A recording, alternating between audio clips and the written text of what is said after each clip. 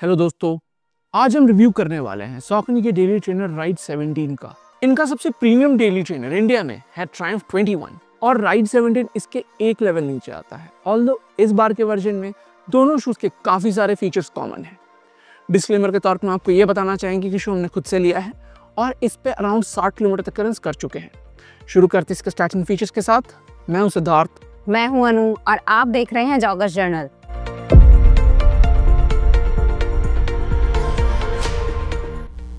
सॉकनी ride 17 की stack height है 35 millimetre heal पर, 27 मिलीमीटर 4 फुट पर और ड्रॉप है 8 मिलीमीटर। मेन साइज यूके 8 में इसका वेट है 282 ग्राम्स और इंडिया में ये आता है 14,999 का। अपर इंजीनियर्ड मैश का बना है और मिडसोल में है power run plus BDTPO foam. Outsole में लिमिटेड कवरेज है XT 900 रबर की।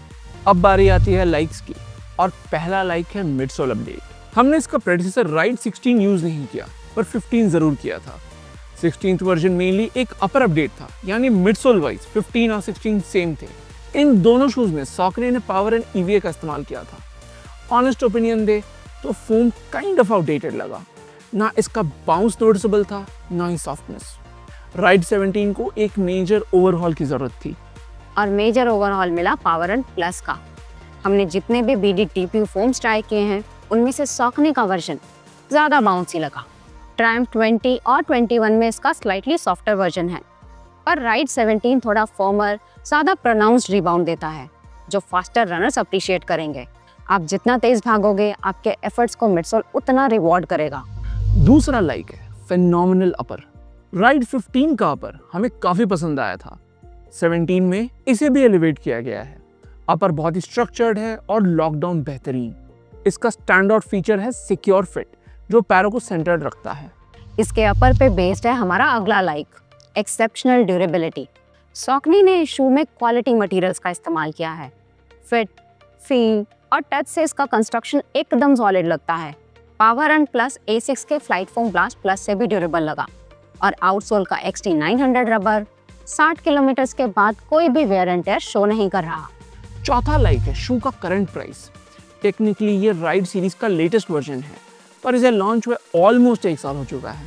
MRP है 15,000, पर Amazon में ये रेगुलरली 60% डिस्काउंट यानी 6,000 के प्राइस पे दिखता है। कार्ड डिस्काउंट्स अलग। इस शू में हमने कोई मेजर डिसलाइक्स नहीं देखे। कुछ माइनर वीकनेसेस हैं जो आपके प्रेफरेंस पे डिपेंड करेंगे। पहला है इसका फर्मनेस। राइड 17 का power and plus formulation Triumph 20 या 21 से डेफिनेटली फर्मर है। शू डेंसली कुशन्ड है, पर कहीं से भी सॉफ्ट नहीं कह सकते। ये आप तभी एंजॉय कर पाओगे अगर फर्म बट एनर्जेटिक शूज आपको पसंद हो। दूसरा वीकनेस है एवरेज ग्रिप। XT 900 रबर सॉकनी के प्रीमियर शूज में दिखता है। ये ड्यूरेबिलिटी वाइज अच्छा है, पर ग्रिप ओके है। एंडोर्फिन प्रो 3 में भी हमने यही कंपाउंड देखा था और रेसेस के एड स्टेशंस पे जहां रोड्स गीले होते हैं अच्छी पकड़ नहीं दे पा रहा था। यहाँ सॉकनी को इनोवेट करने की जरूरत है। वेट एक और वीकनेस है इस शू का हमारे ओपिनियन में। आप सोच रहे होंगे कि 282 ग्राम्स एक डेली ट्रेनर के लिए ज्यादा नहीं, पर एक बार कंपटीशन को कंसिडर करते हैं। नोवा ब्लास्ट आता है 41.5 मिलीमीटर स्टैक का और उसका वेट है 260 ग्राम्स। क्यूमुलस 26 38 मिलीमीटर स्टैक का होते हुए 255 ग्राम्स वे करता है और SL2 सिर्फ 238 ग्राम्स का है 37 मिलीमीटर स्टैक के बाद भी। BDTPO फोम्स डेंस होते हैं, EVA या पीबा से हैवी होते हैं, जिस कारण ये कंपीटिंग शूज से भारी है। अब हम इस शू के 3 मेजर कंपोनेंट्स अपर, मिडसोल और आउटसोल को रेट करेंगे अपने एक्सपीरियंस के बेसिस पे। शुरू करते हैं अपर से। लाइक सेक्शन में हमने अपर को काफी प्रेज किया था डिजाइन और क्वालिटी के कारण।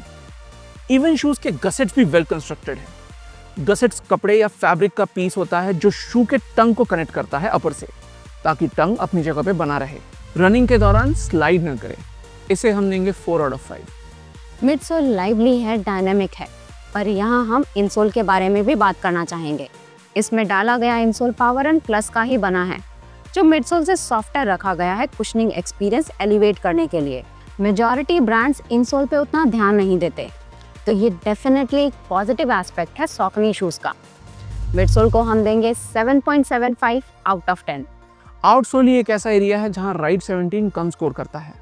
रबर कवरेज मिनिमल रखने की कोशिश की गई है वेट चेक में रखने के लिए, जो ग्रिप को इम्पैक्ट करता है पर ड्यूरेबिलिटी को नहीं। कम कवरेज और XT900 का एवरेज ग्रिप स्कोर नीचे ले आता है। इसे हम सिर्फ रोड रनिंग के लिए रिकमेंड करेंगे। आउटसोल को देंगे 3 आउट ऑफ 5। तो टोटल स्कोर आता है 14.75 आउट ऑफ 20। राइड 17 का स्कोर इसे one of the top budget daily trainers बनाता है करंट प्राइस के बेसिस पे। पर ये शू हम सबको रेकमेंड नहीं कर सकते। अगर आपको फर्म राइड पसंद हो, एनर्जी रिटर्न आपका प्राइमरी रिक्वायरमेंट है, या आपका एवरेज पेस 5 मिनट्स पर किलोमीटर से तेज है, तो ये शू आप डेफिनेटली अप्रिशिएट करोगे। हम एवरेज रनर्स हैं और हमने मेजॉरिटी इजी और रिकवरी रन्स पे इसे फर्मर एंड पर पाया है। पर्सनली हमें इस बात से कोई कंप्लेंट नहीं है। कुछ शूज इससे सिमिलर एक्सपीरियंस देते हैं। पहला है आदिदास का सुपरनोवा राइज। अगर आप फोम कॉम्पोजिशन देखें तो आदिदास में ड्रीम स्ट्राइक प्लस नाम का पीबा सुपर फोम देखने को मिलता है, पर ये कहीं से भी एनर्जेटिक या लाइवली नहीं लगा। सिमिलर फर्मनेस होते हुए भी हम NED राइड 17 को सुपरनोवा राइज के ऊपर चुनेंगे। दूसरा शू होगा A6 की तरफ से क्यूमुलस 26। लेटेस्ट क्यूमुलस के मिडसोल में काफी सारे चेंजेस देखने को मिलते हैं। पहला, इसका मिडसोल फर्म किया गया है, और दूसरा, इसके आउटसोल में रबर हटा के रबराइज्ड ईवे ऐड हुआ है फ्लूइड राइड नाम का। रॉकर ज्योमेट्री भी एनहांस की गई है।